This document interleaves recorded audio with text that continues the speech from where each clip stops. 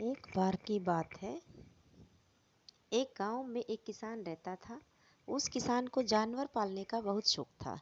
उसके पास पहले से ही बहुत सारी भैंसें थी, जिनका दूध बेचकर वह अपना घर चलाया करता था। तो एक दिन उस किसान ने एक खरगोश और एक बंदर को भी अपने घर में पाल लिया। अब काफ़ी दिन गुजरने के बाद उस किसान ने उस खरगोश और बंदर के साथ खेलने का सोचा। उस किसान ने अपने खेत में बहुत सारे छोटे छोटे गड्ढे कर दिए और फिर उन गड्ढों पर मिट्टी डालकर उन गड्ढों को बंद कर दिया। और किसी एक गड्ढे में उस किसान ने उस गाजर को छुपा दिया। अब उस किसान ने खरगोश और बंदर को उस गाजर को ढूंढने के लिए कहा। खरगोश भी बहुत ही कॉन्फिडेंट था और उसे अपने आप पर बहुत विश्वास था। उसने एक एक गड्ढे को खोदना शुरू किया और गाजर ढूंढने लगा। लेकिन बंदर जो था वह बहुत ही नेगेटिव और आलसी था। उसने सोचा कि खेत में तो इतने सारे गड्ढे हैं और वह गाजर किसी एक गड्ढे में है, इतना कौन ढूंढेगा।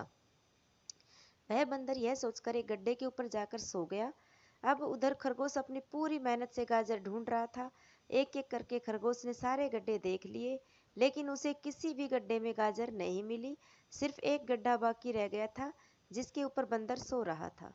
अब खरगोश बंदर के पास जाता है और उसे उस गड्ढे पर से उठने के लिए कहता है।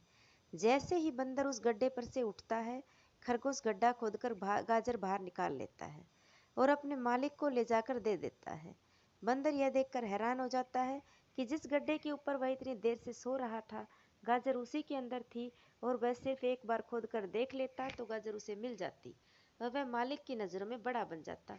यही सोचकर वह अपने किए पर पछता रहा था। दोस्तों, इस कहानी से हमें 3 बड़ी सीखें मिलती हैं। पहली यह है कि हमें अपने कभी भी काम के प्रति नेगेटिव नहीं सोचना चाहिए।